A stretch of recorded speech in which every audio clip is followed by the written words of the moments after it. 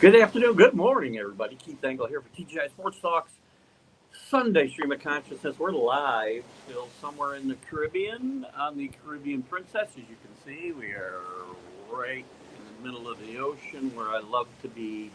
Great to be with you guys as always. Hopefully everybody's doing well. I'll put my phone up. Let me try something here. I'm trying to turn this up a little bit so we get a little better view, and it's not working out. So let me try this. Lots to talk about today. I want to thank everybody for showing up today, as always. Let me find one more thing to put up on the screen here. I want to thank all the groups that allow us to share. Obviously, you'll be scrolling at the bottom of your screen. John Gonzalez at the Sports Authorities. Greg Rawlings at the America's Pastime. Flo and Can over at Bottom Line Sports. Let's Talk Sports. Great relationship still there with Dan Harris's old network that Tanner D's doing a great job with. Ken Krause over at Golf Blood Sports of all sorts, and dozens more of you that allow me to share content here. Great to have you with us as we finish up our last day here on the high seas. We're back in port tomorrow and back home tomorrow night, and we have got a big Super Bowl game tonight to kind of end our trip, and we're really excited about that, as you know who is in the game. Want to thank Ralph, or be a quick shout out to Ralph Williams at RW Media. Ralph does some great stuff out of Ocean City, Maryland, including the Sports Corner every Tuesday from 4 to 6 p.m. Eastern with Smokin' Jim Frazier. Couldn't appear on that show this week. He asked me to come on late, and I was away, couldn't do it, obviously. Also, Robert Butler had asked me. We'll get together with those guys when we get back. We're back in the studio on Tuesday morning. Quick program note, Jack and Keith's Weekend Playbook will not be aired tomorrow morning live. It'll air Tuesday morning live, and we'll wrap up this whole Super Bowl storyline as well. Lots to talk about today, guys. Super Bowl, obviously, and the storylines there. Drake May and Sam Darnold both looking to make their mark. Who's going to come out on top there as far as playing well or playing poorly. Two coaches in the running who were in the running for Coach of the Year. One that got it, Mike Vrabel, obviously, and Ben McDonald. We got great matchups. Can All-Pro cornerback Gonzalez shut down JSN for the Patriots? That's a big storyline. Special teams, great storyline for Rick Sherlock and others who like that. Lots going on. We're going to talk about the game, obviously. We're going to talk about NFL honors, if you want. Obviously, I said Mike Vrabel got Coach of the Year. Matthew Stafford got MVP over Drake May. Certainly no argument there. McDaniel with a nice honor for assistant coaches. Myles Garrett, the Defensive Player of the Year. McMillan gets it for Rookie of the Year on offense. And Schweitsberger, I might have the name wrong, the Defensive Player of the Year for Cleveland. And we got the Hall of Fame to talk about. We talked a little bit about it last week when we knew that Belichick had gotten snubbed. Kraft had gotten snubbed, since we may have talked about that. Two ridiculous things. I'm now that worked up because I get it. I'm more worked up about Kraft, who's been turned down many times rather than Belichick. But we can get into that if you like. The guys who got in, Craig, Adam Vinatieri, congratulations, obviously. Larry Fitzgerald, Drew Brees, and Luke Kuechly. And anything you guys want to talk about, because it is your show. I see a bunch of you out there so far.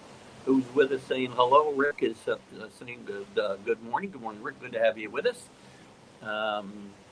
Thank you for the good lucks today. And, it's funny.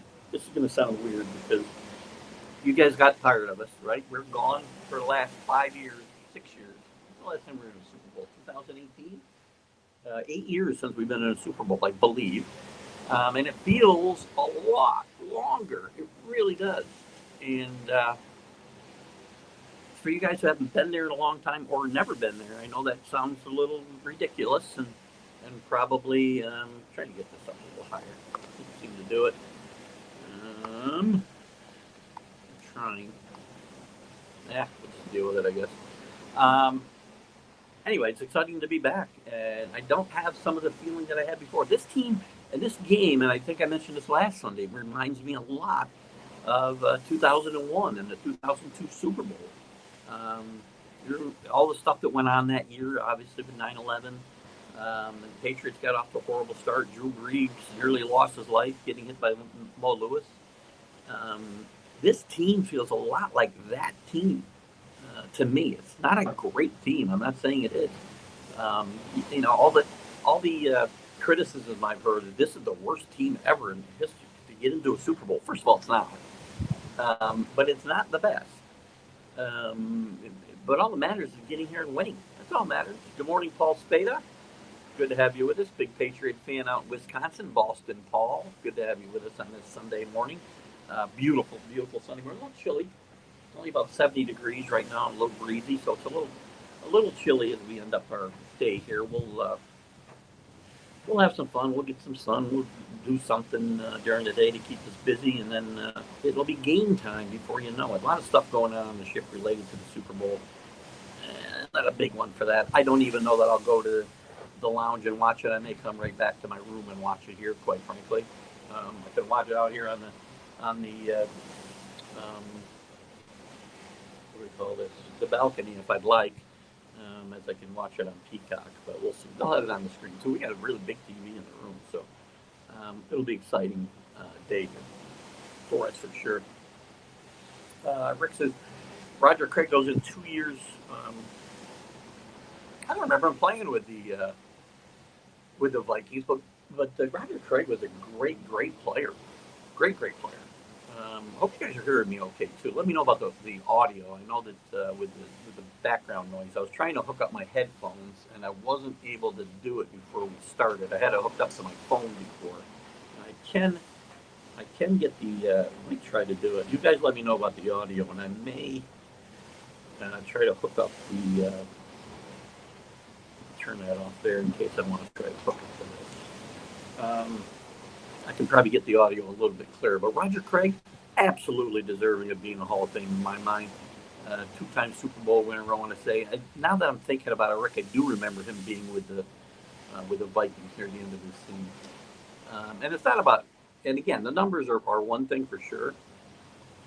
His numbers are great. It's not all about numbers all the time either. I mean, you look at somebody who deserves to be in. Rick will agree with me here, and I know the player does in Chuck Foreman. His numbers aren't like burst off the page at you, but a lot of times you play a shorter period of time but have a huge impact.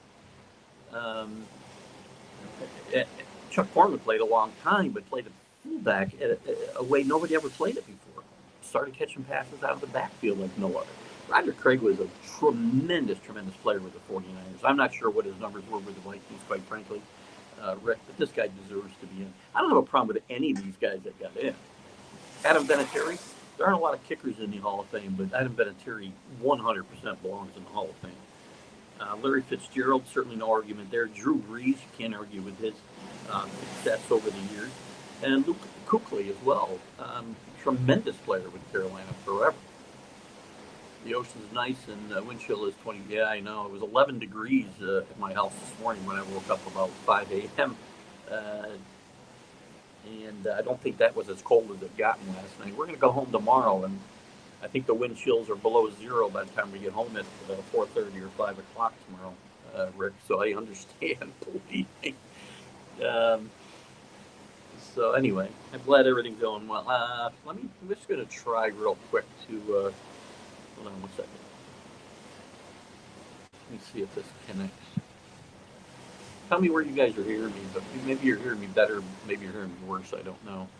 But you give me a heads up and I'll, you know how I can tell? Hold on 1 second. Let's see. Heartbeat. I don't hear it. Yeah, I don't think I'm connected. We're trying to make it better, but I can't seem to do it. It's weird because the volume seems to be down on all the music and whatnot. I did hear it on the intro, but I didn't hear it on the internal music. So anyway, no big deal. As long as you guys can hear me good enough, that's all that matters. So glad Buck would be proud of me. Um, I think he's on Facebook. Maybe we should hook him up and get him in here for audio visual. I do want to talk to Chris Epgrave about doing some intros for the show. Brian's been doing some great stuff. He's busy, and I don't want to bother him. Brian's done some great stuff for the, and we're live on the McGrath Podcast Network, by the way, which I failed to mention at the top. My bad. And you saw the shows at the opening. We'll start repeating these shows as well on the McGrath Podcast Network, if not on TGI Sports Talk, because Brian wants to replay the shows at different times, and I'll get together with them on that. Paul Spada. Adam B deserves Hall of Fame big time because he goes into the Patriot.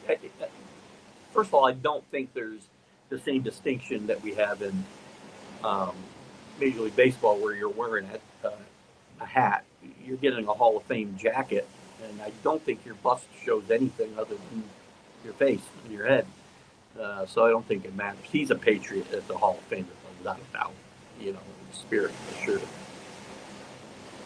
Brian does some great stuff, I'm telling you. I wish I could get him to, and again, and always busy, so I don't ask him.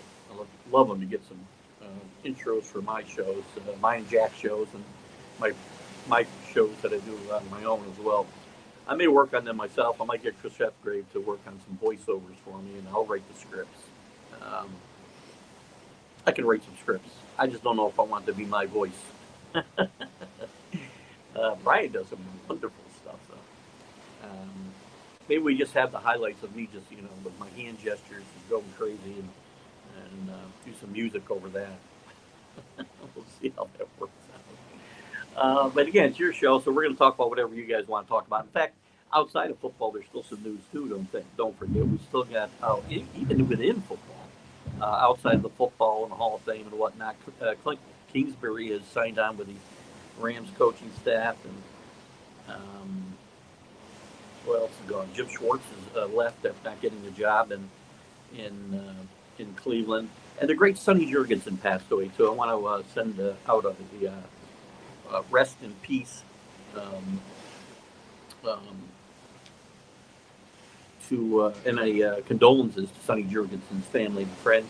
Sonny Jurgensen was a great quarterback for a long time in Philadelphia and later on in Washington. Played kind of a dual role with Billy Kilmer for a while in Washington, and great player, great or fun announcer anyway. If you don't like Billy Kilmer as an announcer, he at least was fun. Back in the time when announcers didn't get paid by the word, Sonny Jurgensen was a fun listen. And in baseball, you got a little bit of news in Framber Valdez signing with Brian's Detroit Tigers. Great 1-2 punch there now with Scooble, who won his arbitration, I believe, the other day as well. And it looks like Paul Goldschmidt will be back with the Yankees, so there's that. Good morning, Billy Pulver. Good to have you with us. How are you? One more day here at sea, and then we're coming back to the tundra, the frozen tundra. We're excited about that, of course. Yeah, it's only down on one more day. That's it. I was telling Rick it was the real temperature when I woke up at home this morning was minus 11, about 5 a.m. And I don't know what the wind chill was. I believe my buddy Mark told me today it was expected to be about 20 to 25 below zero, real feel. because he was going to stay in today. Um, because I had told him about something going on at the place that we watch football. That I wouldn't be able to make a birthday party. Happy birthday to Billy Pulver, or not Bill Pulver. You're here, Billy Pulver. Bill Slocum is having a birthday today. So happy birthday to him. Won't be able to make it, Billy. So happy birthday. I'm sorry you can't make your little celebration. I hope it wasn't a surprise. The more I think about it, I should have read Tom's text. No, he didn't say wasn't a surprise. If I ruined the surprise, I apologize. Pretend you're surprised. Weather is nuts, man. I'll tell you. I know that there hasn't been a day above 25 since we left. I was worried about snow falling into my front walk. That we had a big snowstorm before we left, about 20 inches, and I was worried about coming home to a concrete block on my front porch or front steps. I'm not gonna have to worry about that. It has not fallen, and it's not going to for a while. The UK's in town. Hello, Michael Gott from across the pond. Actually, we're across the pond a little bit as well, just in the other direction. Michael Gott over there in the UK, our number one fan in England. We're happy to have him with us today as well. And again, remember it's your guys' show, so you drive the topics. Super Bowl's number one, man. Well, what are the keys going to be to win this game? Staying clean. I don't care if this is an ugly game. Patriots have won 3 ugly uniforms, ugly games. I don't care how you win. There's no style points, man. It's just survive and advance. And there's only one more game to survive. So, winning ugly is work. Defense, all I've heard about with good reason. I've heard about Seattle's defense. I'm telling you, this New England defense ranks above Seattle in a lot of statistical categories, and just the eye test tells you, watching them since Williams got healthy in game 16, week 17, and then 16 games 16 and 17 against the Dolphins and the Jets in the 3 playoff games. This defense has turned it up a notch since he got healthy. They beat they beat Herbert to a pulp. They were in C.J. Stroud's face all day. And again, we saw what they did to Jarrett Stidham, which is not a surprise. I kept hearing about afterwards how Jarrett Stidham acquitted himself well. He had 2 good throws that game. The Patriots defense dominated him and allowed the Patriots offense to sneak out a win. They didn't play great. They played good enough to win. And that's all that matters. I'm so tired of listening to guys talk about schedules and who they beat. They're playing right now statistically the best defense in football. To get here, they've beaten 3 of the top 5 defenses in football. This is not a bad football team. I'm not telling you by any stretch of imagination it's a great football team. Again, much like the Patriots of 2001 and the 2002 Super Bowl. Much like that. Very strong defensively. Enough weapons on offense to get the job done. They got to control. They've got to keep the defense off the field today. They can't turn over. Drake May can't make some of the mistakes that he's made. They've got away with some bad mistakes, mostly on Drake May's part during this playoff run. They've given up the ball deep in their own territory, and the defense has bailed them out. And you can't count on that happening today. We had a conversation on the Breath Sports Network's Sunday morning sports podcast here at 8 o'clock. And we talked about, if a team was likely to turn this into an ugly rout, which team is most likely to do it? Quite frankly, if this were to happen, I think it would be Seattle that would most likely run away with this game if it's not a close to the best football game. So, Paul mentions that Gold. I don't look at Goldschmidt played well last year. Goldschmidt's not going to be the reason that the Yankees win or lose. By the way, he's going to play well. He's a good defensive player still. He's a decent bat against lefties. Rice is going to get all of the opportunities against right-handers at first base. But Goldschmidt's a good guy to have around. They don't have that righty complement to him right now. They signed this kid out of the Mexican League. I can't remember his name, but we'll talk more about that for sure on the MLB update on Friday. Lots to talk about there. including the WBC getting ready to kick off, and we'll look at the full rosters and whatnot. Bill Palmer with a little bit of some kudos. Thank you, Bill, mentioning the two deserving teams in the Super Bowl. Look at they earned their way there. Seattle. These are two teams that nobody thought were going anywhere to start the season. I didn't think my team was going to the Super Bowl. I told you that I thought the high water mark for this team was 9-8 and a wild card berth, or fighting for a wild card berth. So before the season started, if we'd done that and lost in a wild card, I would have been happy. Perceptions and perspective, I should say, changes as the season goes on, and as we were winning game after game. Remember, they lost 2 of their first 3 games, so they won what? 13 out of their next 15 games.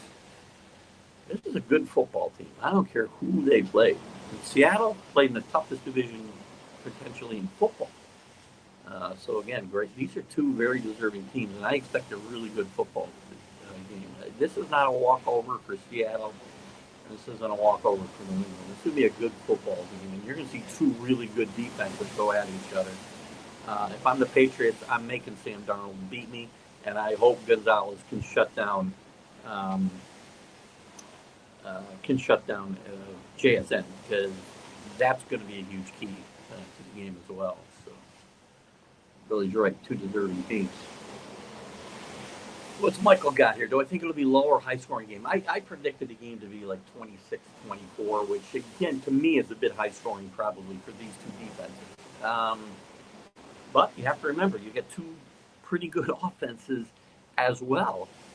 Patriots have not necessarily cranked it up offensively through these playoffs. It's been the defense and some big plays that have carried them. I would expect more of the same, quite frankly.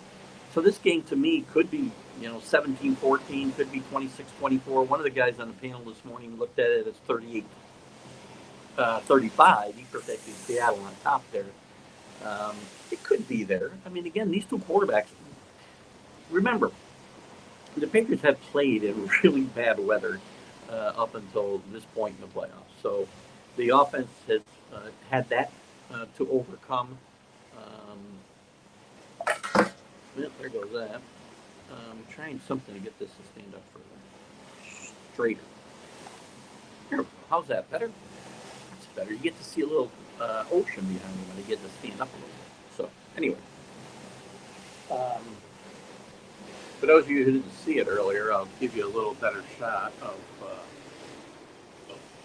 the view off the balcony this morning. Beautiful, beautiful morning. A little chilly and windy, but nice nonetheless. So, we're here. So anyway, Michael, back to your question, low or high scoring. I don't know. You think to yourself, it's bound to be a low scoring game because of these 2 defenses, but then special teams break through. I've heard a lot. The other thing too, and listen, kudos to Seattle, and I do think they have great special teams, but I hear about Shaheed and his explosiveness and a couple of touchdowns that he's had. There's a guy named Marcus Jones on the other side of the field who's got 3 returns for touchdowns this year, and also happens to hold the NFL record for average punt return, or punt return average, I should say.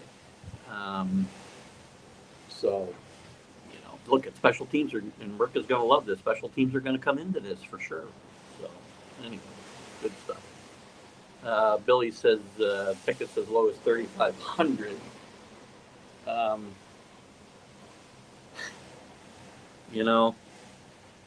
It's gotten crazy, but you know what? The place will be full. A lot of corporate sponsorships and stuff like that. So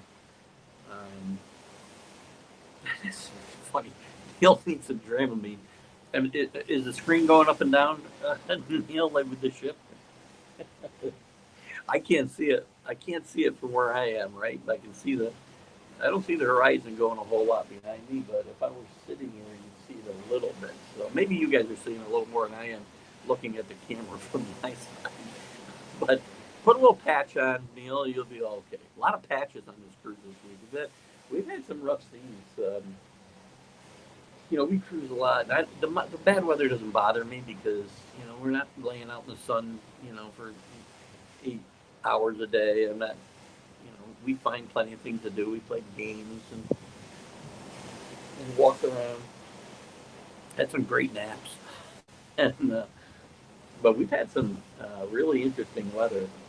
We had three really fun excursions. The Panama Canal was especially fun to kind of go down there and see that history. We traveled, didn't see my little post. We went literally from the Atlantic Ocean to the Pacific Ocean in about 3 hours, which before that canal would have taken 21 days. So that was an interesting ride, and we got a lot of history of the canal.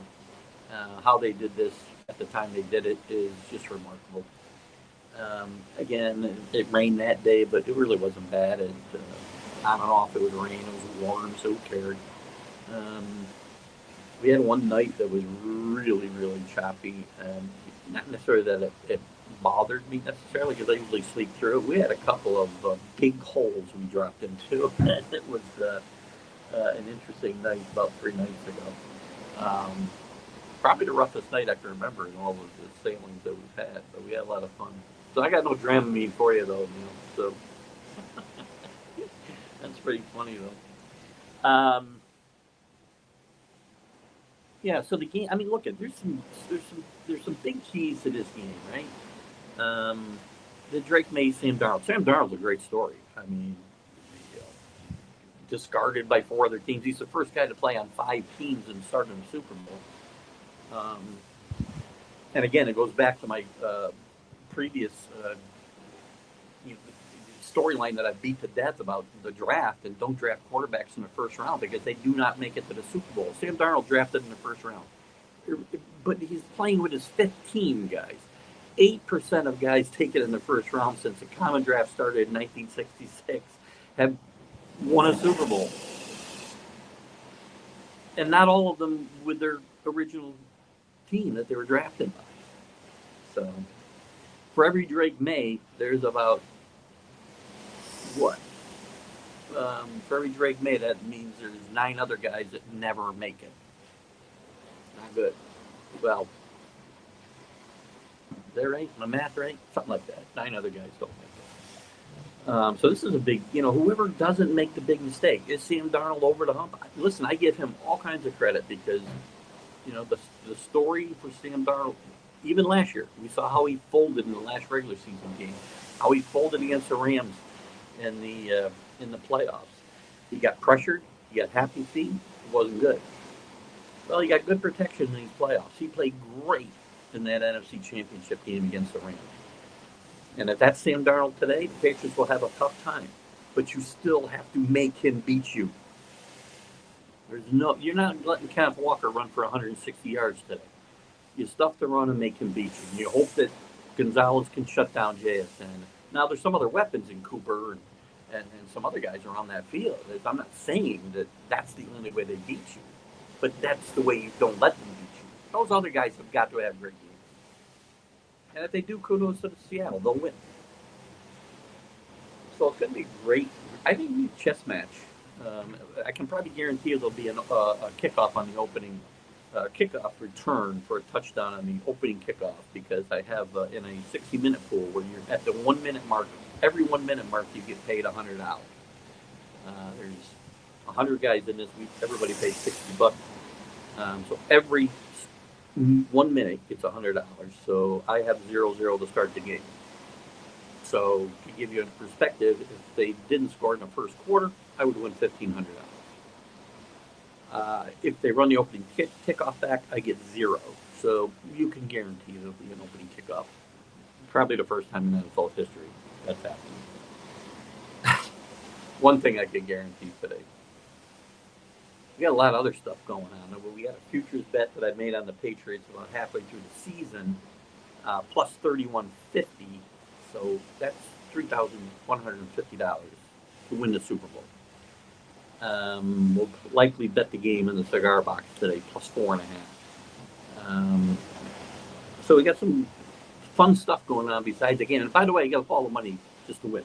Don't care. Patriots win the if the Patriots have to receive and they can't defer, I hope they run the ball back for a touchdown, moving kickoff. Money's money. I just go blow it somewhere. Super Bowl victories are forever. I always tell a story about I was the first Super Bowl the Patriots won 2002, the game that I compared this team to. Um, at halftime, I would have had the score. There was like a minute left. The Patriots were driving. They were inside a minute. They scored with about 15 seconds left in the half. They scored a touchdown that David Patton. Without that touchdown, they likely don't win the game. If they hadn't scored, I'd have won $3,000 at halftime. I didn't want to win $3,000. I wanted the touchdown. I want to win games. Not everybody's like that, but that's what I do. He wasn't discarded by the Vikings. He did not accept their offer. But fair. I don't think I said he was discarded. I think I said he played. If I said he was discarded, maybe I did say discarded. That's fair.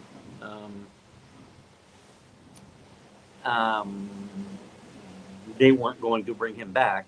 It was pretty clear they were going to discard him in favor of McCarthy. So, I mean, I can make the argument they still discarded him because they chose McCarthy, which was the right thing to do, by the way.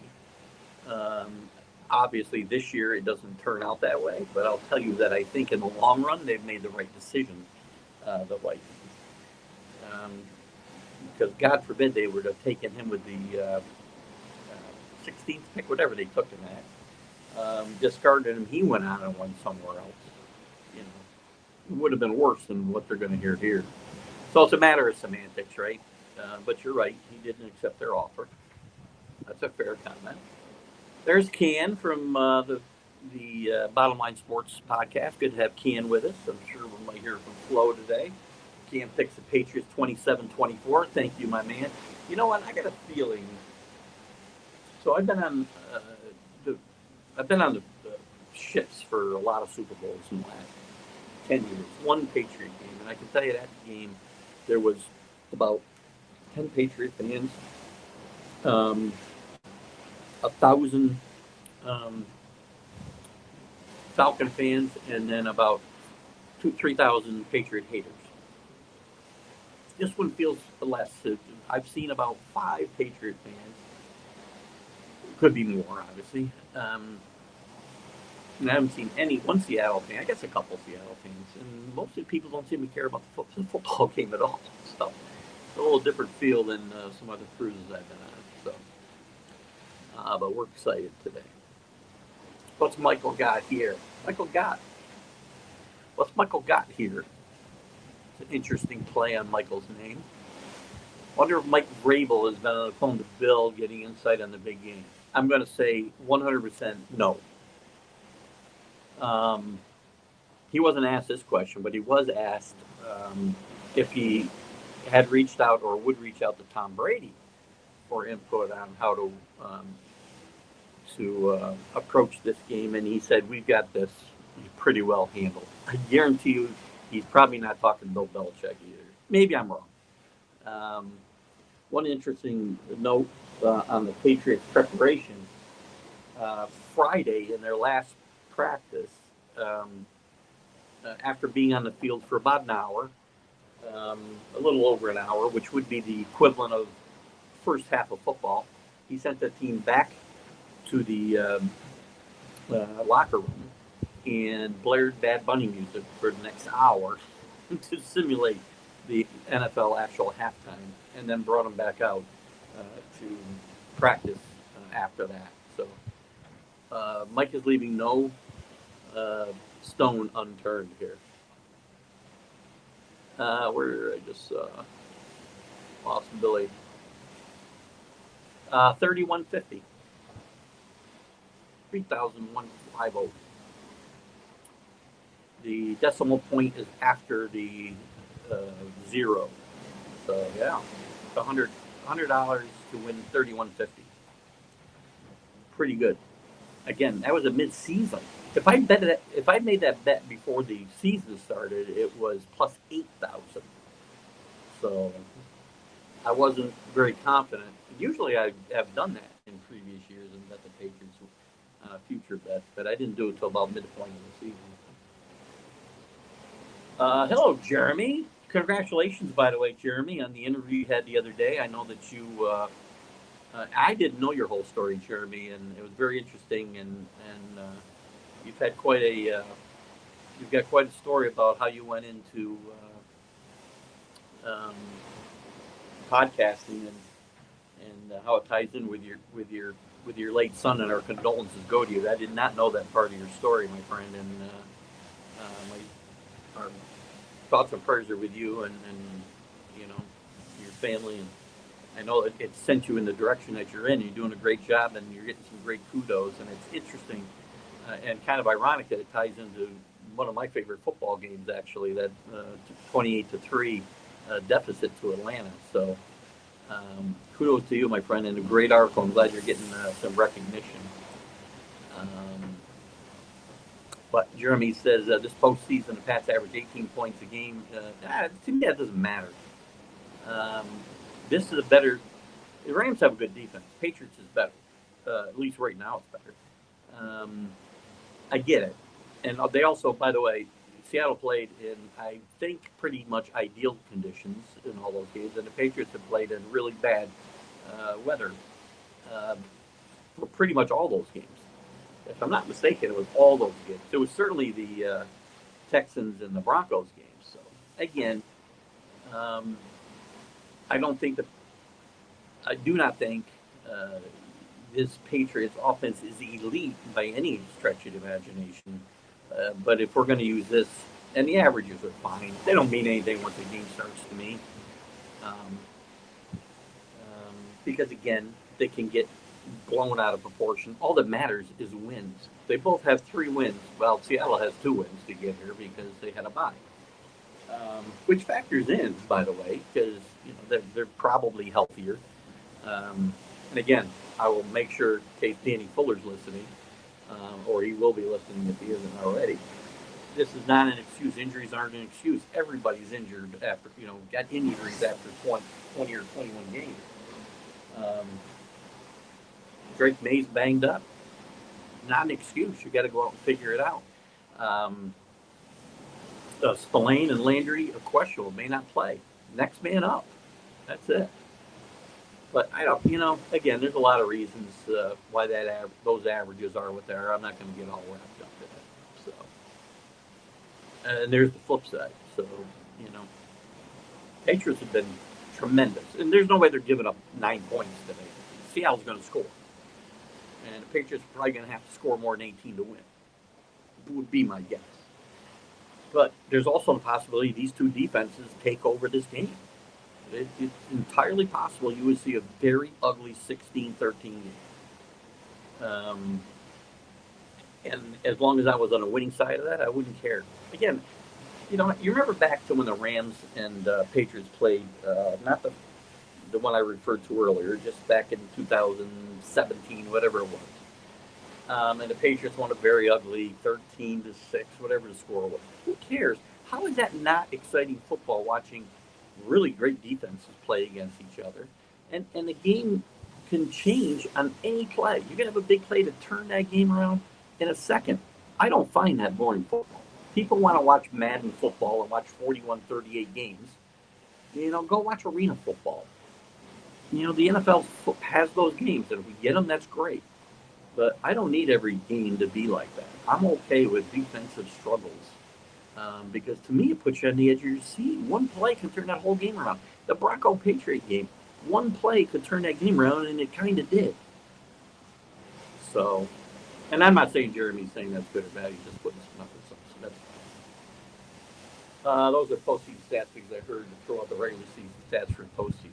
Listen, to me, you throw out all stats. I really don't care. I mean, what's it matter? It doesn't matter anymore. The Patriots' 6 previous Super Bowl wins compared to 1 matters. It doesn't matter. And all those guys are here, right? I'm not saying the numbers don't matter at all. It gives you insight into trends and whatnot. But look, I've heard a lot about the Seattle defense. This Patriot defense, even in the regular season, has been great. So you're not wrong, Jeremy. Where are we here? You're welcome, my friend. Great story. Great story with, you know, what you made out of a tragedy. Um, so my heart goes out to you, and God bless you. You've done a great job, Jeremy. That's the ultimate it, uh, making something good out of something awful. Paul's got to run, get stuff for the game. You got hours, dude. Good. Maybe we'll see in a bit. Well, I don't know how long we're going to go. What is it, quarter to 10? We're going to go. Well, we're going to go as long as you guys want to go. Quite frankly, we'll go to 10, 10:30, 11. Doesn't matter. We'll get off here by 11 at the latest. But good luck, Paul. I'm Robert. Good afternoon, Robert. Good morning, Robert. From Sports Scopes. Couldn't go on with Robert the other night as we were at sea, and I would have been somewhere on this ship doing something silly, probably at the time Robert does his show. Be happy to get on when we get back. We're back tomorrow night, by the way. And I do agree. We'll probably got to score tonight. As I said a minute ago, I don't think 18 points gets it done. This could turn into an ugly 16-13 game. But I think, I dropped it earlier in the show, I predicted 26-24 Patriots. I think Kayshon Boutte could be the MVP here if somebody besides Drake May has. Listen, we all know quarterbacks win, right? Drake May could go 1 for 24 for 3 quarters, and if he leads the Patriots on a drive to win the game, he's going to get the MVP. That's just the way it works. But if you want a dark horse, look at Kayshon Boutte getting a couple of big touchdowns. I think you'll see that today. And even Gonzalez, possibly, if he plays a really shutdown game at the corner against, because I believe you're going to see him against JSN most of the game today. So 2018, I'm sure Robert's talking about that LA game I was referring to before. Paul saying Seattle does too. Yeah, listen, I expect both teams to score some points today. I mean, these teams didn't get here not having any offense. I mean, if you go look, the Patriots scored, and again, Jeremy said you really ought to throw out the regular season stats, but the Patriots scored plenty of points. They haven't scored any in the postseason, but let's remember too, they also just beat 3 of the top 5 defenses in football, and they're about to beat the best. Well, hopefully they're going to beat the best. So, especially when people think back and they tell you that this is the worst team ever to win a Super Bowl, look at their regular season record. Look who they played. Forget all that. They played the teams that were on their schedule and had to play. And guess what? Those teams that last year they would have lost to, they didn't just beat them. They beat them up for a handful of games. They played great. This defense is great. I don't remember where I was going with this conversation now. But this is just, they will have beaten, should they win today, 4 of the top 5 defenses in football to win the Super Bowl in the playoffs. Really? Jeremy verifying 2018. Man, I don't care how awful it is. Wins are wins, right? There's no style points, man. How many? You had how many? I had how many? That's it. This game could be 3-2, and if I come out with the 3, I'm going to be very happy. Very happy. What's Jeremy got here? I'm sure all 4 of those drop passes in that Super Bowl made parts of Pickers 3 running. Are we talking about the Rams, Patriots in 2018? Yeah, whatever. I'm not. I think that's what you're talking about. Okay, drop passes, well defended passes. Am I on the right thing here? Sometimes sometimes on the iPad I get screwed up on the comments. Let me just make sure this is the right one I should be putting up here. You give me a little more information here, Jeremy, by the way. I can comment better off the cuff here with nothing in front of me. I can't really um, go back. Don't know if you already mentioned it, Keith. So pardon my. I had a great, by the way. Sorry, Michael. Stream of consciousness is kicking in. Here's a great comic. I cannot for the life of me remember his name. I wish I had the clip. I don't have it on queued up here. I could play it.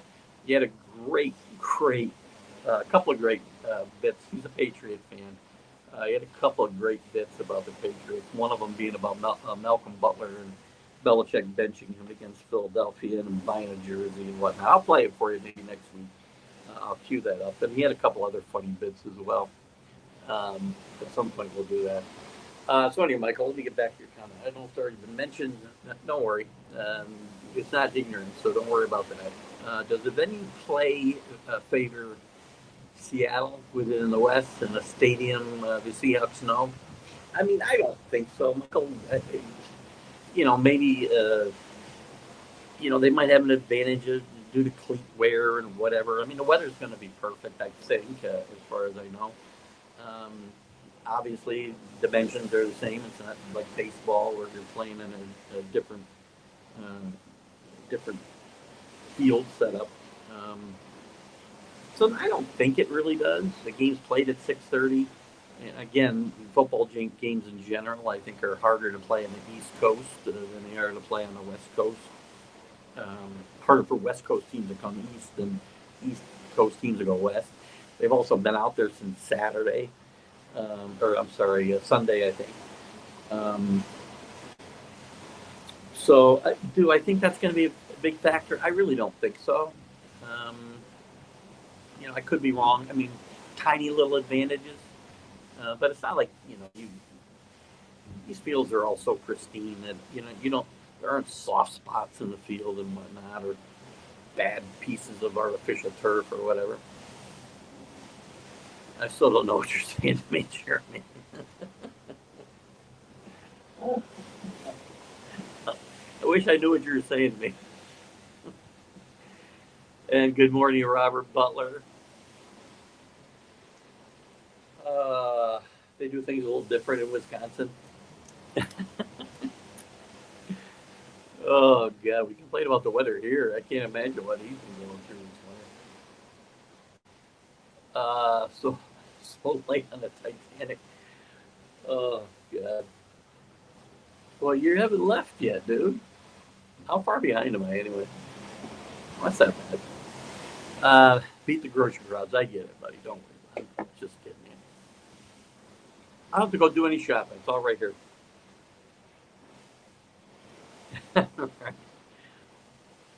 It's, it's funny.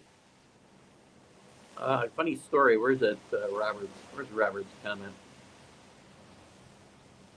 So, this lanyard I bought, I don't know, 6 or 7 years ago. It was during a regular season, and I knew the Patriots were playing that day, so I bought a Patriot lanyard when I needed a new lanyard. You can see the logo there, and got the Patriots all over here, Foxborough. It's really cool. But I was going to buy a different one that day. It was a Titanic lanyard, and I thought that would have been pretty cool to get on the cruise ship with it. Oh, God. Paul's talking about beating the. Do you agree with Paul on the groceries, I guess? Hit the over. What is the? I don't even know what the over/under is, quite frankly. But the over might be a good bet today.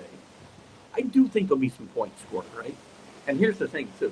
And I'll be quite frank. And I really think I'm pretty. What's the word I'm going? I'm not an overt homer, right? Yes, I'm going to pick my team to win the Super Bowl. I know that there's lots of ways to lose this game.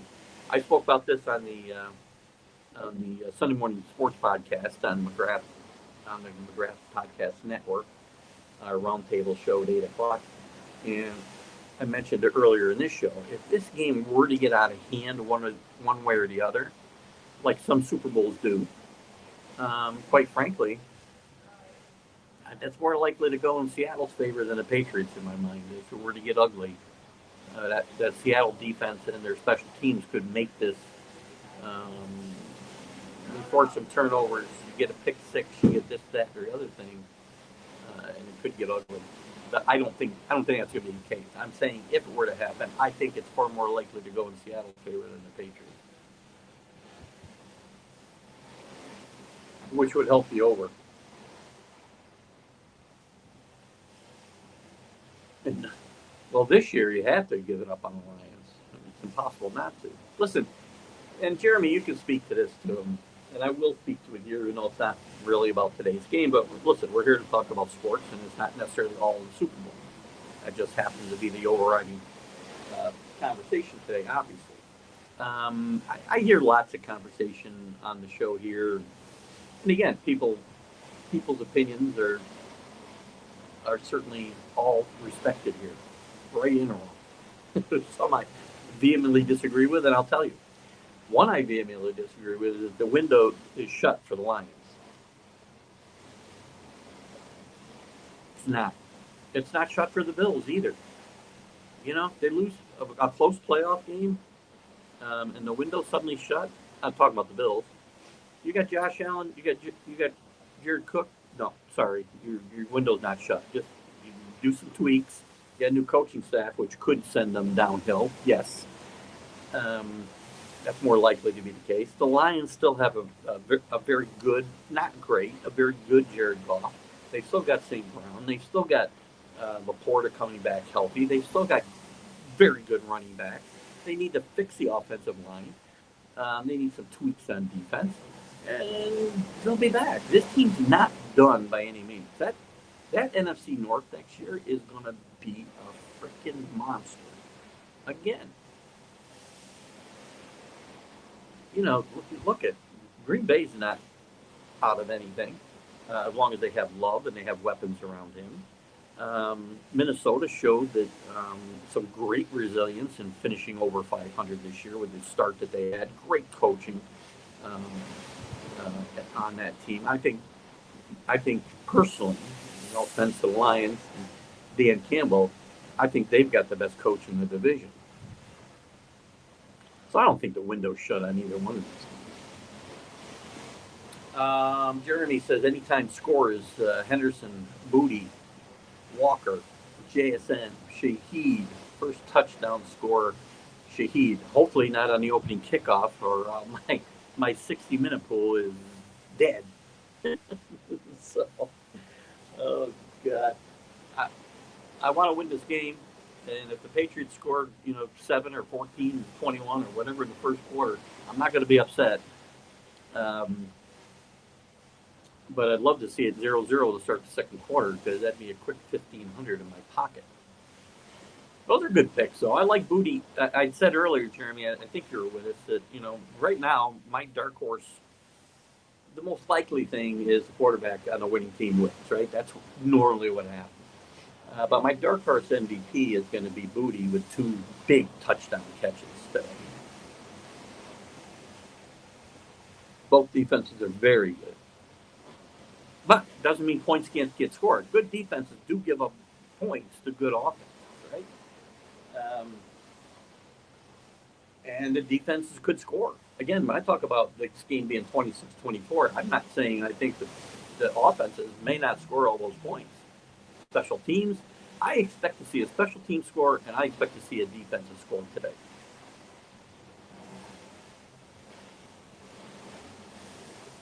The defense that the Pats played in this playoff have been impressive, 100%. Again, if I go off regular season stats, should they beat Seattle, they will have beaten 4 of the top 5 defenses in football. All you can go by.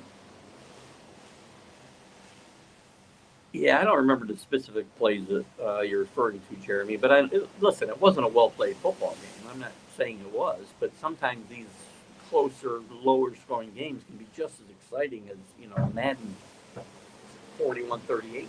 I don't need to see those things all the time. Sometimes ugly football is exciting football. So I don't know what's going on upstairs there. 72 game. You were at the 70. Oh, 72. I thought you were at the 72 game. 72 degrees at game time. Perfect. 6 to 8 mile an hour winds. Thank you. Both teams been there all week. I don't see. Back to Michael Gott's question. No, I don't see an advantage for Seattle having played on that field just once this year, but they play on it, a couple times a year. A lot of new guys, a lot of new faces on this team. So, Robert Wardell's with us. Good afternoon, or good morning. Well, not even afternoon here yet. What am I talking about? But good morning, or good early morning to you, Robert. Good to have you with us. You're not going to ruin my weekend because we're going to beat your asses. Make sure you show up Wednesday. Oh, you can show. Well, it'll be early for you to show up to the Jack and Keith weekend update Tuesday morning. Make sure you show up to the unprofessional professional show Wednesday because I want to be able to get your congratulations in person, get Bo's congratulations in person. You guys had a great year, great football team. Sam Darnold got himself over the hump and into the Super Bowl. Unfortunately, you're running into the team of destiny today. And we're starting probably a dynasty that will end when I'm 85 years old. Or 86 years old. Good luck to you, though. In all seriousness, I think it's going to be a good football game. And you got a very, very good team that scares me. That defense does scare me. Drake May's had some trouble, and he's found ways to win games, which I've told you throughout the year. One of the most impressive things I've found about Drake May is the fact that he can play badly for a long period of time, and he has it. He's playoff games, but he's played well enough late in the games to lead them to victory. Sometimes it's with his feet, sometimes it's with his arm. He's going to get knocked around by this defense. He's been knocked around these playoffs by the Texans, by the Chargers, by the Broncos. He's turned the ball over in some bad places. If he does that today, I mean, that could be the key.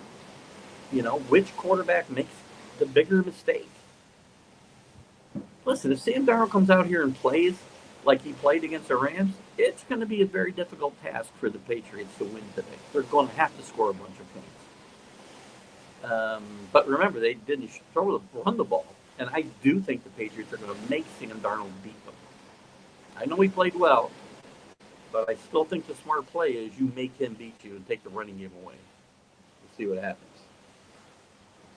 There's Matt out in L.A. Good to have you with us, Matt. How are you doing today?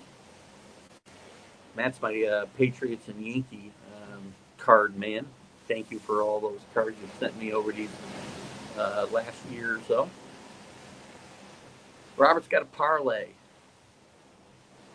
Thoughts? What? Over 55. Anytime TDs by Walker, Henry, Barner, and Stevenson. Well, those are good. Hunter Henry might be a key to this game today. He's been kind of quiet in the playoffs. Hooper's been quiet too. But when Drake May gets in trouble, Hunter Henry's one of his key guys. Listen, Kayshon Boutte has really stepped up this season, had some big catches. They missed him the games he's been out. Huge catch against Denver for a touchdown. I see him getting a couple today and being a potential surprise for the MVP if it doesn't go to a quarterback.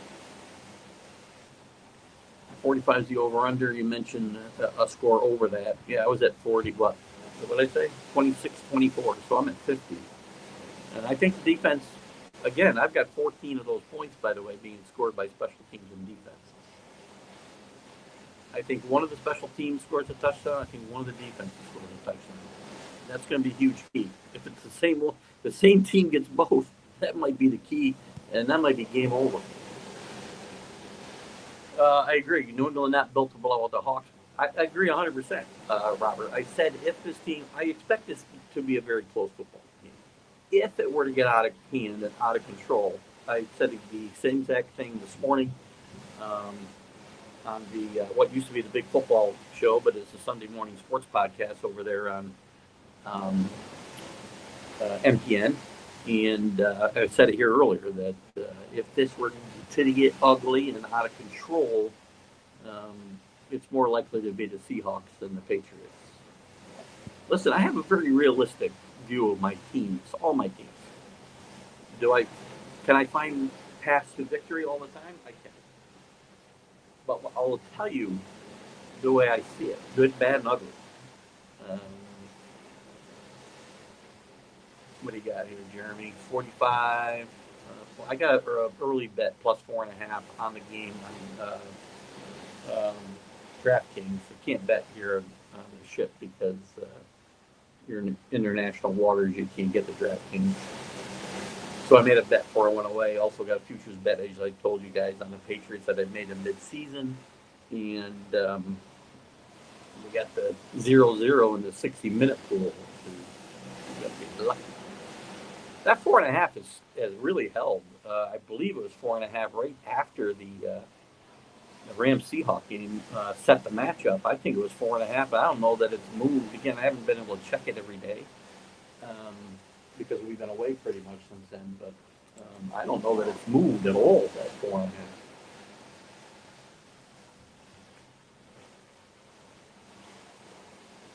Yeah, well, again, there's a lot, Robert. There's a lot of people on this show and other shows that think that's the case. I don't. I think there's plenty of talent left there, and the same thing in Buffalo. I think there's plenty there. There's no reason for me to think that the window's closed. Now, it could be because, again, both of those teams have. It's not just their own situations; it's the teams in their divisions, and obviously the East is tougher for Buffalo because of New England's ascent, and the NFC North might very well be the best division in football. It certainly gives the West a run for its money. Actually, I think it is better. Hell, the last place team is the Lions. The last place team in the West is the Cardinals.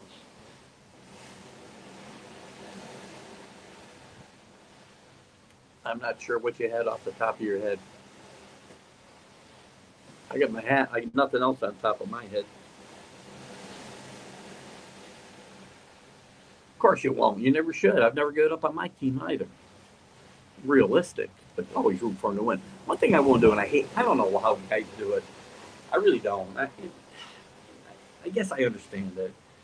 And my buddy Mark, who's my best buddy and also my best Patriot buddy, as we've been doing this for decades together, he will root for them to lose when they're bad to get better draft picks. I have never once rooted for my team to lose. I've never once picked against them in a pool. Ever. I won't do it. Fanatic. Fan is short for fanatic. And you're with your team good and bad. Never root for my teams to do poorly. Now, I give, and Jeremy, I think you're the same way, and I know Brian is. I give criticism where criticism is due, whether it's a Patriots, whether it's the Yankees, whether it's a Knicks. I give criticism where I think it's due, right? This isn't a perfect football team that I'm watching here, the Patriots this year. The team that won in 2002, not a perfect football team. I think there's a lot of comparisons here. Tom Brady was in his second year, hadn't played as much, quite frankly, as Drake May did because he didn't play as all his first year.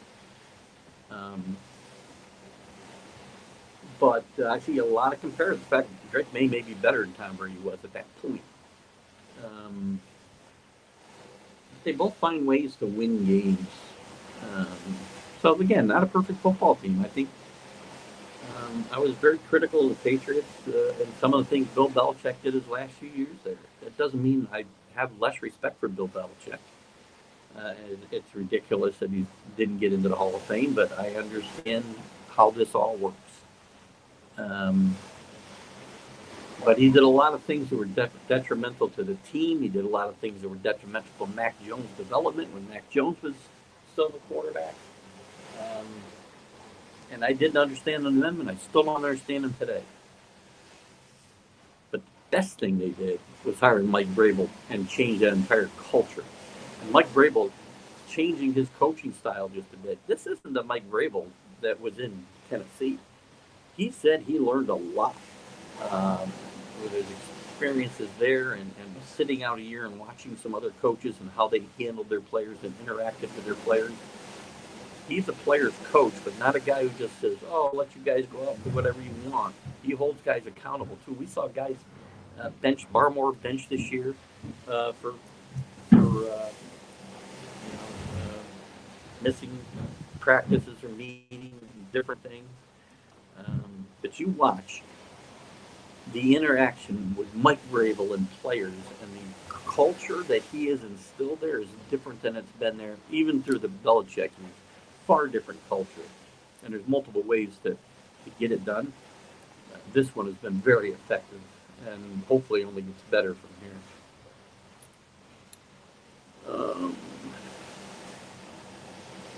Lions have to start paying big guys soon. We'll be able to keep everyone you're talking about. Well, they'll be able to keep. I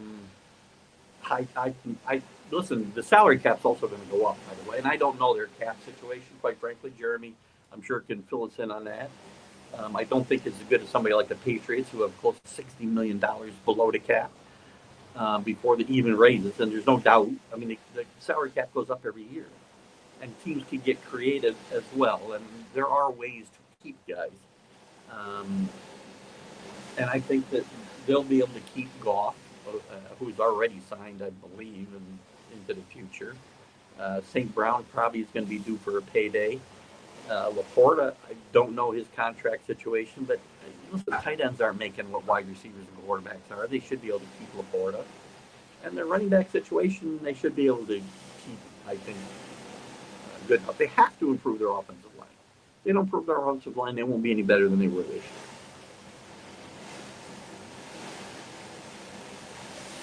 We need an OT, a center, there you go, the center, as we talked about. Hate to say it, safety help, and a true quarterback. So, again, that's a lot of help, but again, you have enough talent there. As bad of a season as it feels like the Lions had, they finished, what did they finish? Was it 9-8 or 8-9? I think it was 9-8, right? I mean, their biggest problem is they're playing in the best division in football. That's the biggest disadvantage that the Lions have. Hello, AC. Good to have you. I don't know if you saw me walk you through the casino yesterday when I did my little tour of the boat, the ship. Excuse me. And a lot of noise coming from next door. But you don't want to come to a cruise ship to gamble. Everything's stacked against you here. That's entirely possible as well. I like AC's thought there. Ramondre Stevenson has been remarkable, I think, through these playoffs. Since he got back from his injury, he's been playing very, very well. Henderson has been less of a focal point in these playoffs and in the later part of the season than he was earlier. And Stevenson's effectiveness has been part of that, and the type of games that they've been involved in. And again, another one of the reasons that this team reminds me of that 2002 team is the way that Stevenson has been able to run the ball and finish out a couple of games here in the playoffs against the Chargers, against the Broncos specifically, probably against the Texans if I were to check that as well. That he was a workhorse in that second half, fourth quarter, especially against the Broncos. He may not have got the big run to end it. Drake May got that, but he ran for like 60-some yards in the second half of that game. Remind me a lot of Antoine Smith, who was not as good a player in my mind as Ramondre Stevenson, but that's what the Patriots did in 2002. The defense played well, the Patriots got ahead, and they gave the ball to the running back to run. You still got to run the ball in this NFL today to win games. To finish out games, you need to be able to run the football effectively. And your AC, you could be right. I mean, Butler. I'm sorry, Butler. Look at it, Robert Butler. Trevion Henderson could bust 2 runs for 60 yards, and there's your MVP. This is a pretty good defense, so I'm not seeing that happening.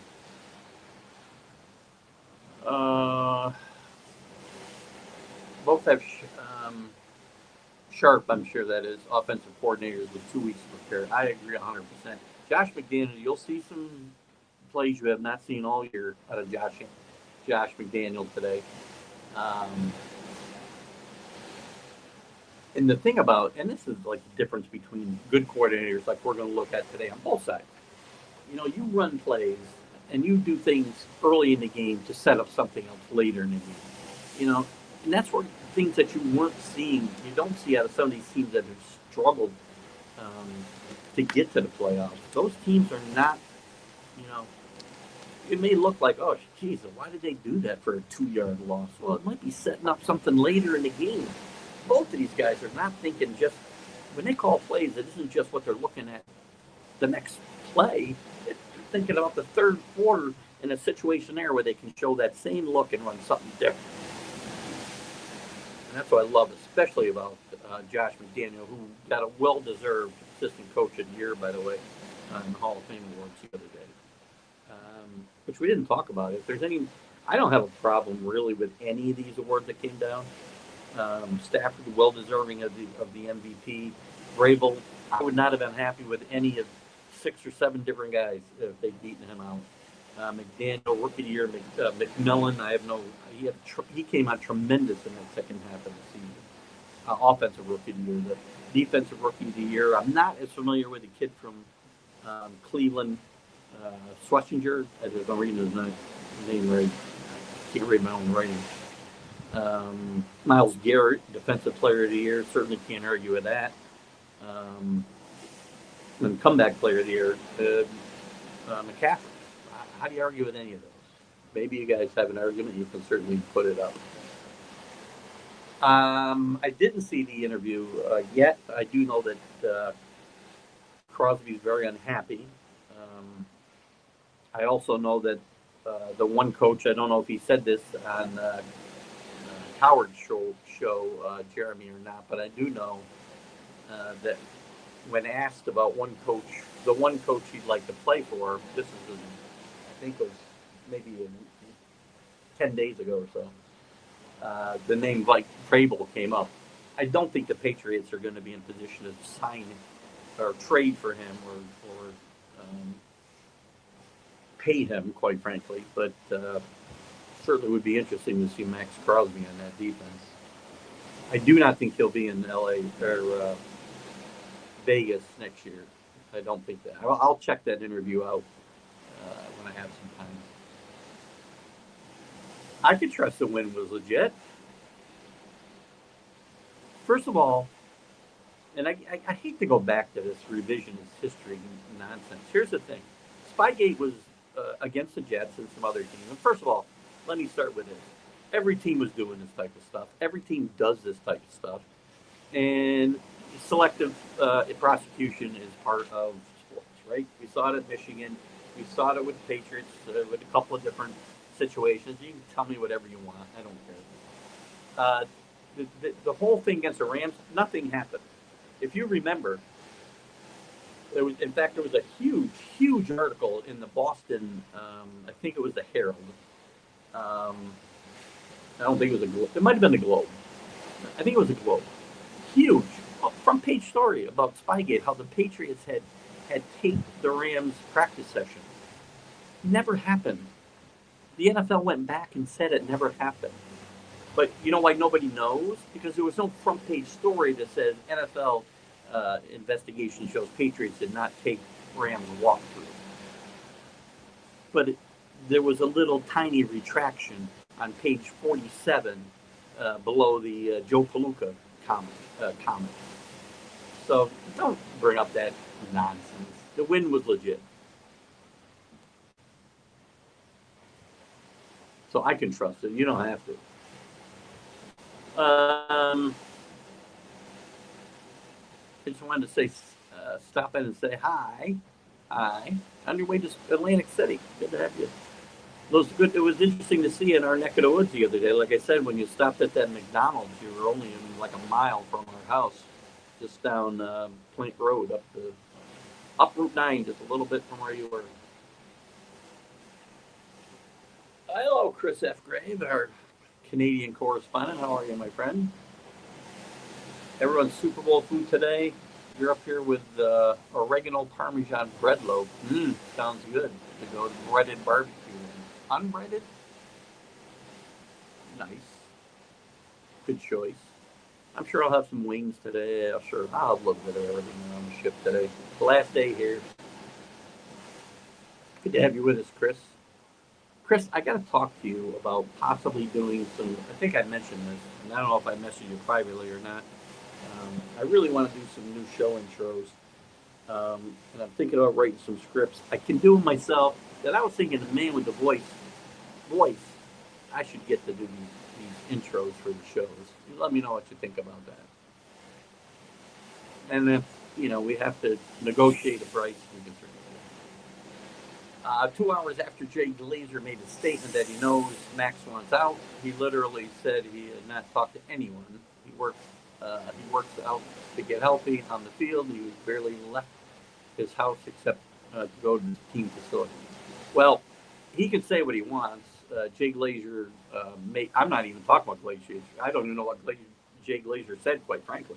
I know what Max Crosby said, and I know what Max Crosby did at the end of the season when the Raiders were trying to tank.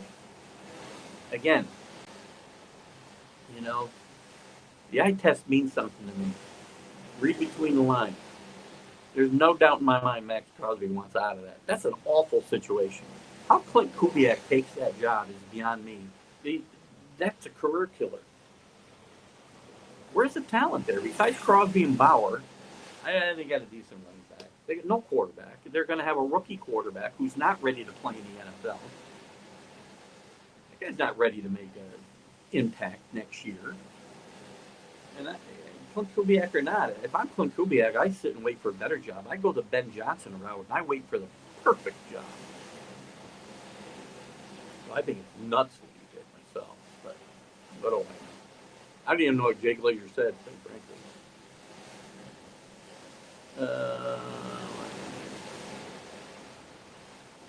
Cheese and beer. Really?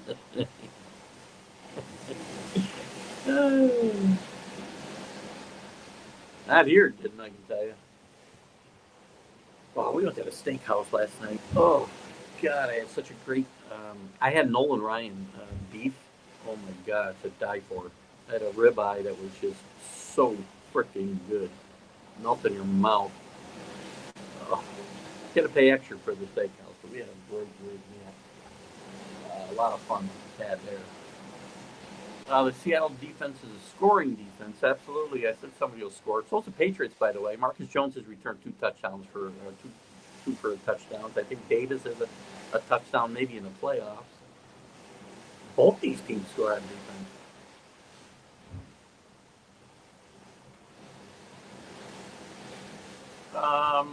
So I say the Hawks will win because they score in defense. The Patriots also score in defense, though. We talk about special teams and defenses, and we've talked about Seattle, and I think we've short-shifted the Patriots in both places. They also score on defense. They also score on special teams. Marcus Jones has been remarkable both in returning interceptions and punts or kickoffs for touchdowns this year. I think he's got 4 or 5 touchdowns this year. Again, don't have the numbers right in front of me as I normally would. The first ginger quarterback to win a Super Bowl. First quarterback to start and win from USC. That's likely true.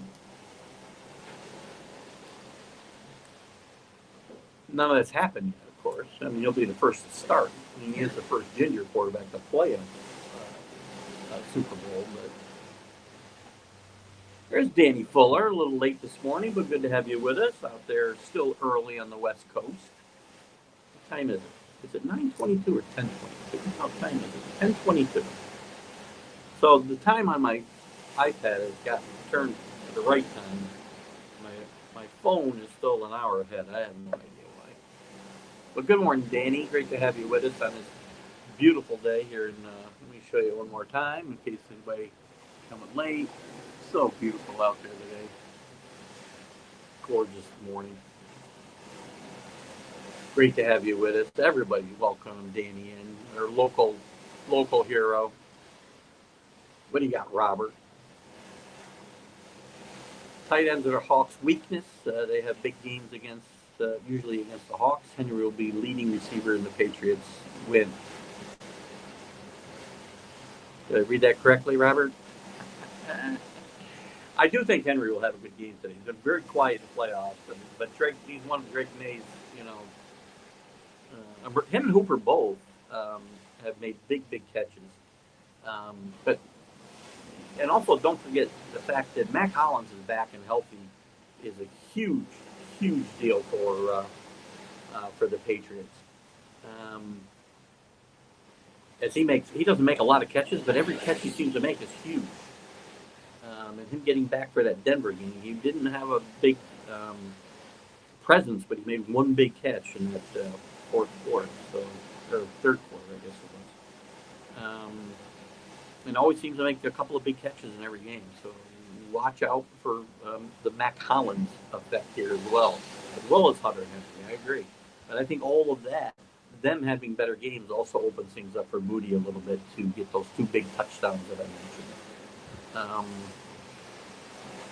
But I like those anytime picks for your anytime picks for touchdowns and Seattle loss.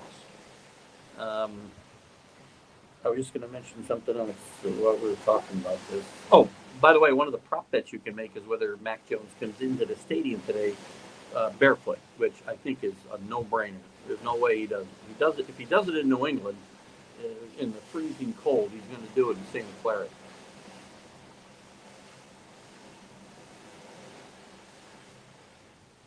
Matt thinks it should be a good game. Talking to Matt's taking a pass. That a boy. Yeah, I didn't think it had moved all week. 4.5. What's Chris got? He's enjoying this Hemingway by the Sea Sports Talk edition. I didn't put my fishing rod out though. I probably could have got a marlin or something here today. No 4 Polish dock work. Is that Polish or Polish dock workers? Fingers. No, but we have.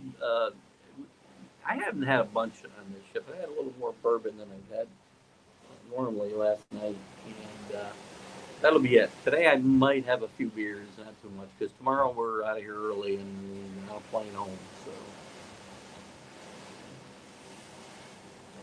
it's very weird. Other cruises when we've had the Super Bowl, it's usually like the first weekend. So this is the first time I've ever been here where we've been for a Super Bowl and we're out of here the next morning at 8 o'clock. We're out of here.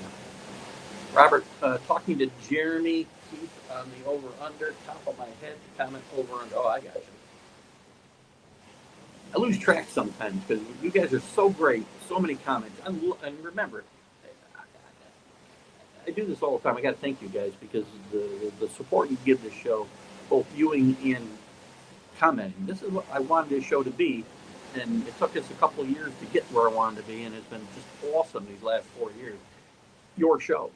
I just play off you guys. You're my co-hosts. I love it. And sometimes you get so many comments when you're commenting, re-commenting, or commenting on your previous comments. If I don't know what you said, it's hard for me. So thank you for clarifying, Robert. Jeremy, what do I think of the OC hires of the Jets and the Cardinals? I love the Jets hire of Frank Reich. I think Frank Reich is a really good offensive mind. It's entirely possible Frank Reich ends up the head coach of a team, quite frankly. The Cardinals, who did the Cardinals hire? Remind me. Damn. Yeah, I can't remember who the Cardinals hired. Remind me, Jeremy, on that one. I think the Frank Reich hire, though, was a brilliant hire by the Jets. And I don't know if Aaron Glenn made that hire or not. I think Frank, you got to get quarterback, of course. I think Frank Reich is a really good offensive coordinator. Did a great job in Philadelphia when he was there. He did a good job in Indianapolis, I thought, when he was there. He had some other problems. But I think he's a very good offensive mind. I think you're going to see him a head coach again, and it might very well be right there at the Jets. Cardinals, I don't know why. I know I saw this, and I cannot remember who the hell it was. So remind me, and I'll give you my opinion on that as well. Oop, what's this? I missed something here. Robert. It would be awesome if Detroit could land Max. I think anybody would be awesome if they could get Max Crosby. He's a really talented player. Um, I'm reading too much into his comments about wanting to play for Mike Vrabel, obviously, because we're not going to pay a guy that much money, quite frankly. And this is a really good defense. You add him to that, it'd be tremendous.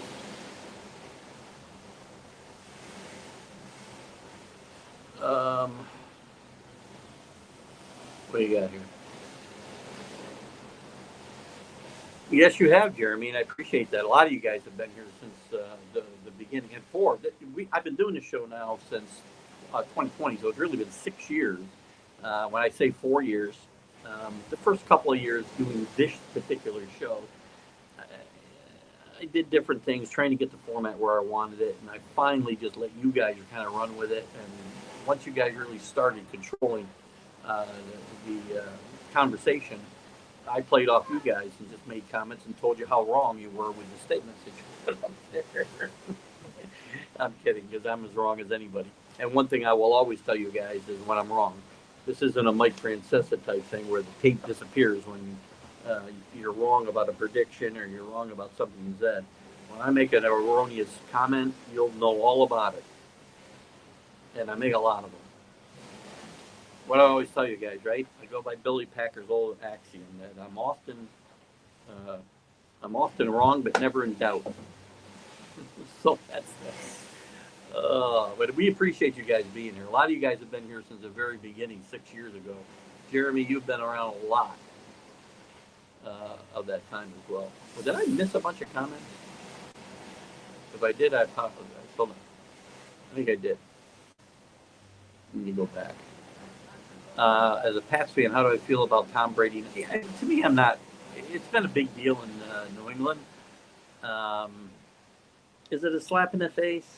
I don't know. I mean, I think partly because he's involved with another team and he's broadcasting. He's not broadcasting this game, obviously, but there's no doubt in my mind that Tom Brady's rooting for the Patriots in this game. Tom Brady's done a pretty good job of kind of burying the hatchet with the organization.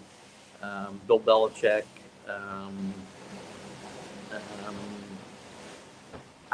To me, it's overblown. It's a big deal in Patriot Nation, I can tell you that. A lot of people are pissed. And Tom Brady's dead to them now. There's no way Tom Brady's not rooting for the Patriots today. So do I think it's a big deal? Probably not, Robert. And I think a lot of other fans feel more strongly about it than I do, because I do believe he is rooting for the Patriots today. I'd be shocked. Why wouldn't he be?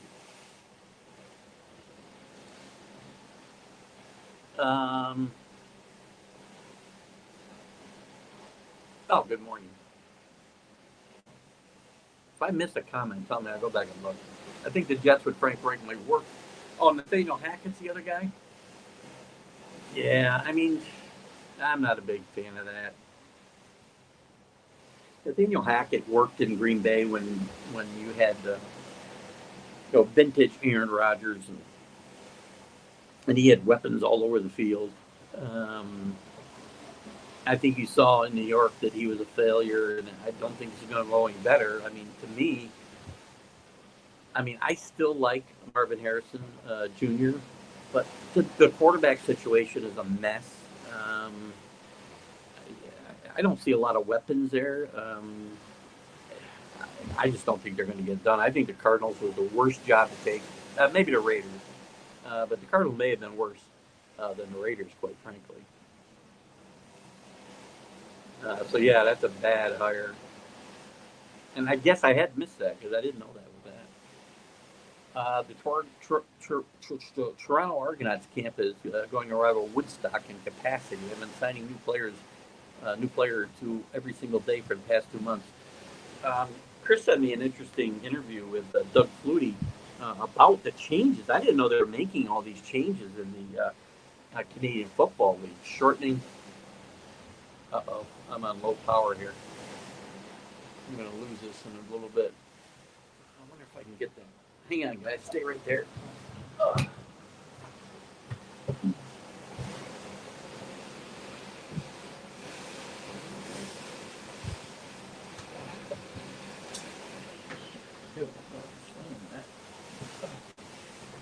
Not bad.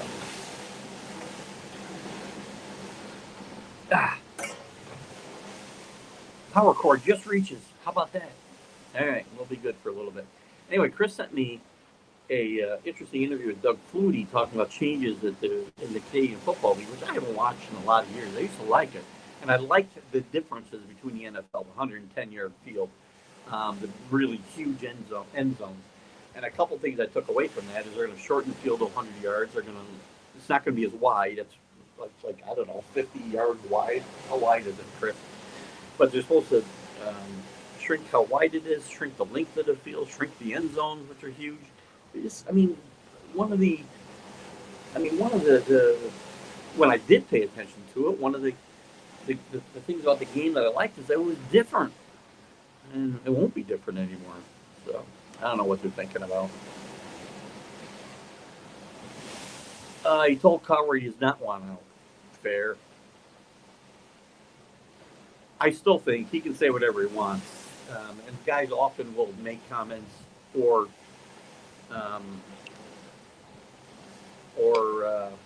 act in a way that they want out of a situation, and then kind of back off those comments later on. It is what it is.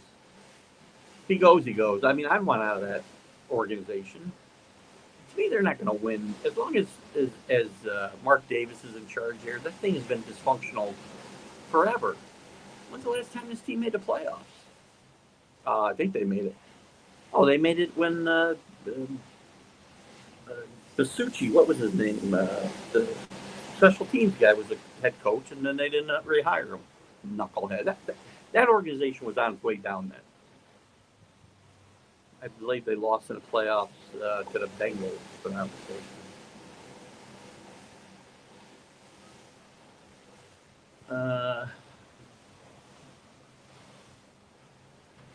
Well, here's the thing. Does he or doesn't he? I think he does.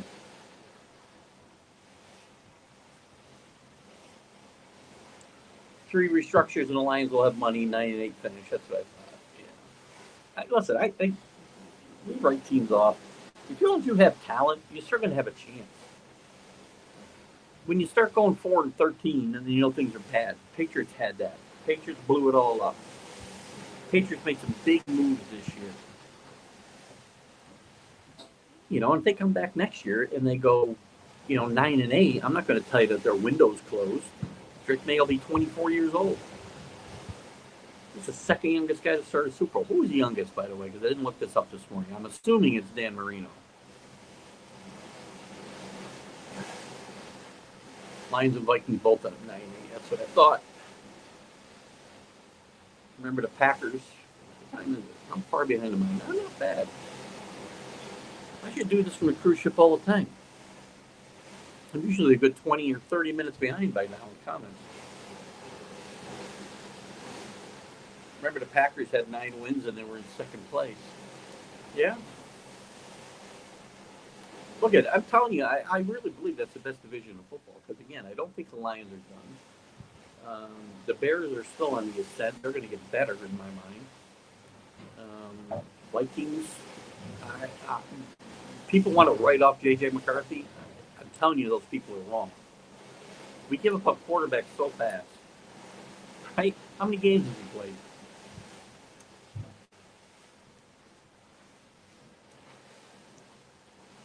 Yeah, plane ride tomorrow with no. Yeah, you know what? This has been the one thing, and it happened in November too. November was the first vacation I took after retirement, and not having all, thinking, oh shit, work tomorrow. Actually, I would usually always take a day on the back end anyway, if it was possible. But it is a whole lot different feeling getting done with vacation now. And I don't even know if they call it vacation. It's kind of going away. We had this conversation on a cruise this week. My wife said it's still vacation. My brother-in-law says we're just going away. They've been a lot of fun to travel with, by the way. been here on off for all the time. So I've been all. I think it's more than 4 years for you, Jeremy. Maybe it's because I've been on 6, and I think most of you guys have been here. My good buddy Rick, fellow Perthite, he's been here since the very beginning. I thank him, and most of you guys have been along for this ride for a long, long time, and I more than appreciate all you guys. And we talked about Nathaniel Hackett. Not a fan. I mean, look at he's a coordinator. To me, really good coordinators, right? Find ways to win when they don't have the best talent. Josh McDaniel has done it in New England. People think, oh, he's had Tom Brady and now he's got Drake May. He won 11 games with Matt Castle as his quarterback. Enough said. Nathaniel Hackett won with vintage Aaron Rodgers and a bunch of weapons around him. Not a big fan. Jets interested in Malik Willis. Might be a good fit with the right Kyler Murray down. Kyler Murray, too much money. And Malik Willis, I'm not sure. Neil, no, you're not a Jet fan. You're a Cowboy fan. I've seen a lot of Malik Willises in the years. Remember Flynn, ironically the Green Bay quarterback who at the end of the season went 3-0, signed a huge contract with Seattle and was terrible. I believe Malik Willis will be exposed the more he plays. And I think you saw that a little bit this year when he was playing more than just, filling in a game. And he had to play multiple games. He didn't play horribly. I don't think he's going to be a quarterback that, maybe he can manage a game, but I don't know. He's not a guy that's going to go out and win games for you. I'm just not. I'm not a big Malik Willis fan. I know a lot of guys are. Jack Hirsch, who is a Jet fan, is convinced they should either, go get Culpepper. I'm not Culpepper. Jesus, good. Tua. Like Culpepper. Jesus. I just had a flashback to 10 years ago, 15 years ago. Tua, it gets worse. Jack is convinced, and we'll talk about this maybe again Tuesday, that the Jets should be drafting Trinidad Chambliss at number 3. I don't know what he's thinking about. I told him this. I'm not talking behind Jack's back. He knows how I feel about this. He's nuts. You get Trinidad Chambliss in the 3rd round, and he's convinced that somebody's going to take him in the 1st round if they don't. Anybody takes Trinidad Chambliss at 3 is nuts, or 2 is nuts. If they take him in the 1st round, they're nuts. If they take him in the 2nd round, I'd be shocked. He's a 3rd round pick. You get him in the 3rd round, he wouldn't. He's not a bad guy to have, and he's a project. You'd be better off with Malik Willis and drafting. Now, maybe that's the plan. Get Malik Willis, draft Trinidad Chambliss in the 3rd round, and let him grow. Team's not winning next year. I don't know.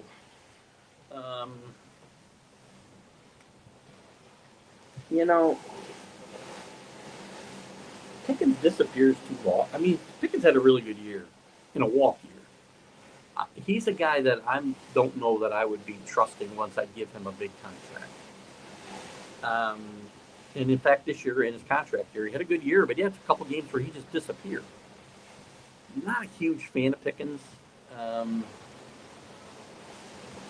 would say he's probably not a good fit for the culture here, but, Stefon Diggs fit in pretty good year 1, and we know that's likely to change in year 2 because that's his track record. If he's here and not in, the state penitentiary, that is. So we'll see. Yeah, that's playing with fire. I got to tell you, if you're bringing him into your organization, I don't think this kid is. Here's a guy who admitted he didn't even know the playbook for crying out loud a couple of years ago. I'm not getting it. Matt's got the Patriots 24-20. I'm on record as 26-24, maybe even on a last-second field goal by Borgalis in honor of Mr. Adam Vinatieri's Hall of Fame induction this week. We're going to be done in about 15 minutes, guys, by the way, just to let you know. I think the Patriots' problem was Mayo. Listen, a big part of the problem was Gerard Mayo, unfortunately, because Gerard Mayo was thrown in over his head. He wasn't ready to be a head coach. And having to get rid of him, I know had to hurt Robert Kraft. Again, do I know Robert Kraft personally? No. I know enough of Robert Kraft to know that having to fire Gerard Mayo had to hurt him terribly. Gerard Mayo has been a loyal soldier for this team for a long time as a player, as a coach. He interviewed for positions elsewhere and stayed with the Patriots. They made him the coach in waiting one of those times to keep him here, and he just wasn't ready when Belichick stepped away and Kraft chased him away. And there's no doubt in my mind that Gerard Mayo would be the head coach today if Mike Vrabel had not been available or willing to take the job. But Gerard Mayo was in over his head, and the culture really was not good. You go back and look at games from last year. Look at the side, and again, winning makes a big difference, right? I get that. But you look at the sidelines now, look at the sidelines then, and it is just night and day as far as players being involved, engaged with their teammates, and everybody bought in to the 180 degree change in culture. I think Mayo mistakenly tried to go the Bill Belichick path, and he wasn't built to do that. And I know Kraft probably feels bad about the Gerard Mayo thing, but it is what it is. When you got a guy that you want, you got to pull the plug. And Gerard Mayo, unfortunately, had to pay the price. I was right on Marino. Thank you, Matt. I forget it was Marino. Hopefully they don't follow similar paths after this. Marino never made it back. Packers had an exodus of coaches and coordinators like the Lions did last year. That can affect it, too. And again, you don't discount that, right? And the Lions taking a step back. No reason. They fixed the coordinator position or those guys that are still there, get their feet under them. Happened to the Eagles after their first trip to the Super Bowl. They had some issues that following year because of the coordinators had lost. Everybody loses coordinators, and some teams just move on. Some teams can't. Patriots did it very well during that 20-year run they had. They lost a lot of guys, if you remember, from those positions, and were able to kind of replace them very effectively. Sometimes they didn't even name coordinators because they didn't want to pay them. But they also had a guy named Tom Brady playing, which overcomes a lot of those other issues. I didn't pay attention to podcasts as much until 21, 22. That's when I got involved with Let's Talk Sports and Dave Harris, the late, great Dan Harris, who we give a thumbs up every show. Once in a while I forget, and I apologize to Dan afterwards. But Dan is a great guy, a great story. Who'd do anything for you. And I still have a letter that Dan wrote me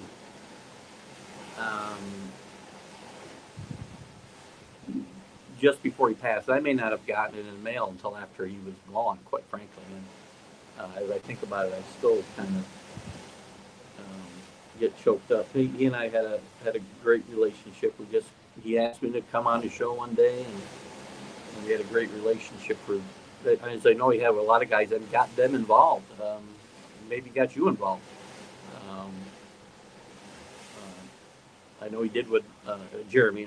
I might have got you involved, but he got Alan Perales involved. He got a lot of guys involved doing their own shows. And I did some stuff with him. I was doing my own podcast when we got together. And he and I did a couple of shows together and had a lot of fun doing it. And I miss Dan a lot. And that letter that he wrote me still means the world to me. And still chokes me up today. I miss Dan a lot. Good guy. Miss Mac McGrath, too. Same kind of situation. Two guys that I had a real good relationship with in this business. And we worked together on a lot of levels. So I had a lot of fun. I've met so many great guys through your channel. Yes, 100%, Jeremy. And feel great. Trinidad Chambliss won 2 Division II national titles with Ferris, Division II. Good is the key to that phrase there. Then went to Ole Miss. He's better than he's better. He's a really good. He's a really good quarterback. He's not a first round selection. He's probably not even a second round selection. He's a good project. You got to remember, above the Division II level, he's got about 13 or 14 games he played. And Division II is good football. It's nowhere as close to the NFL. He's got some talent. He's got a lot of talent. And I like the kid. I'm taking him at number 2. If I'm the Jets, as I said, Jeremy, you want to go the Malik Willis route and draft the Trinidad Chambliss in the 3rd round, late 2nd round even. I get it. Don't be blowing first round picks on these guys. Just nuts. 31-24, no matter who wins. That's fair. You got that in a pool? A reverse? What time we got? 10 minutes. I think I've watched your show for a few years now. Really enjoy the sports talk. I listen. I appreciate all you guys who come. Some of you are here every week. Some of you here when you can be. Again, I don't expect this to be appointment viewing, right? And you can watch it anytime afterwards. But I really appreciate you guys coming in and participating and being my co-hosts on my shows. I never had any co-hosts. I do the shows with Jack Hirsch now on Mondays and Friday mornings, and those are fun for me because Jack, we play off each other very well, and he kind of sets me off now and again. That's fun. But I enjoy doing the shows myself and my audience being my co-host. That's been my calling card since I started doing this, and I couldn't do it without you guys participating the way that you do. Philly Graham, Sean Mannion, to assistant quarterbacks coach as an OC out of Green Bay. I don't know a lot about Sean Mannion, but they've done a pretty good job of, their offensive quarter situation was not optimal this year. But one thing that I think that they've done well there is, and I'm not a big fan of Sirianni, quite frankly, but they've had some good coordinators through the Peterson era. Now they've had some good coordinators come through there. This year being not quite optimal. You had Kellen Moore there, right? You had the guy at Indianapolis comes from there. The Cardinal coach didn't have quite as much success, but still some good coordinators and it's a good place to jump off from. Apparently, I don't know much about this guy, but I'm sure we'll learn about him pretty quickly.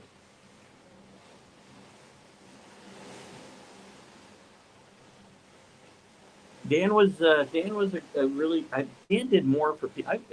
I know he helped people get set up with equipment here, and I also know a lot about Dan and the situation back there in England where he was taking care of. He obviously had his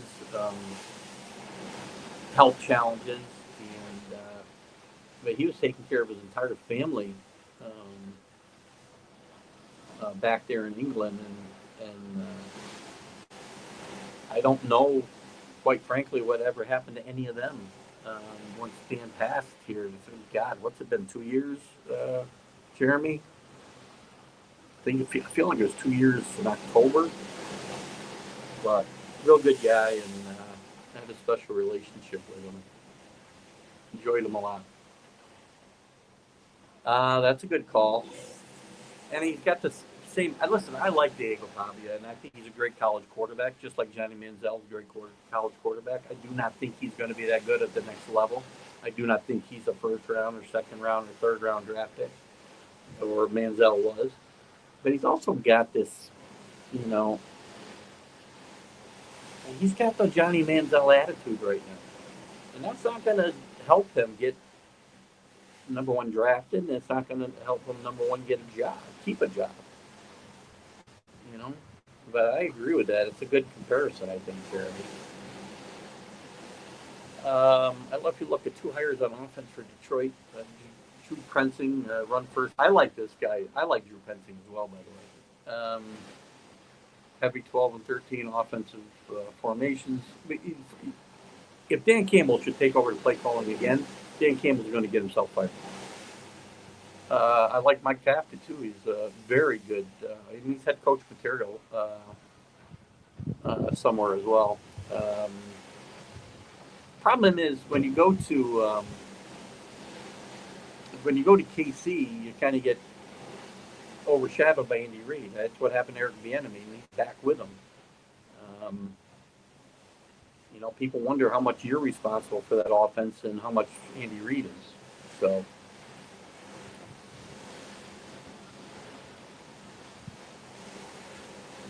But I like Mike Tafton.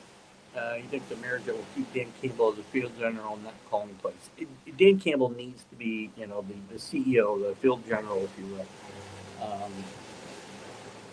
Play calling is very tough. Look at Ben Johnson's doing it in Chicago. There's a handful of guys that do it still. Most of the guys, you don't see Mike Vrabel calling plays. You'll see McDonald calling plays today on defense. And I think, if I'm not mistaken, he's the first defensive coach who called